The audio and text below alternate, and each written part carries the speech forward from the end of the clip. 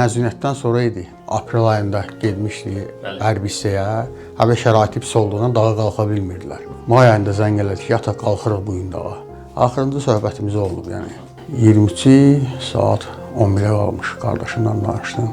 Qardaşımdan xəbər aldım, belə. Bir anlıq oturdum, öz-özümdə fikirləşdim ki, əgər bu yaralıdırsa, niyə görə bir adam gəlib bizim qapıya? Hərbi komissarlığı gəlib, Cəmilə xanım bələdiyyədən gəlib. Artıq bilirdim, adamın toplaşmağı idadı. Kimə zəng eləm, telefonumu açmır. Heç ağlıma gəlməzdi, məsəl üçün, təbii fəlakət nəticəsində olar, yəni. Rabitə qovşağından 10 ildirim qırsın. Qisməti bu verəymiş. Hər avlad qismət olmuş adət. Allah mənə nəsib eləsin inşallah.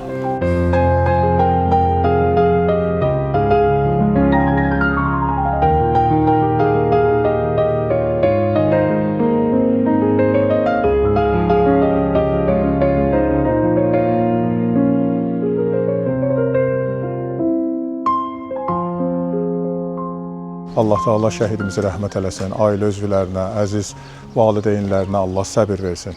Şəhidimizin timsalında Allah bütün şəhidlərimizi rəhmət eləsin və onlar üçün dualar olunur, Allahdan məğfirət istənilir. Nəinki Azərbaycanda, bu günləri Azərbaycanın zəvvalları Məkkə ziyarətində, xüsusən hər bir yerdə olan insanlarımız onlar üçün dua edirlər. Məkkədə, Mədinədə, Peyğəmbərimizin müqəddəs hərəmində onlar üçün dua olunur. Onlar heç vaxt ölməzdir, onlar hər zaman yaşayacaqlar.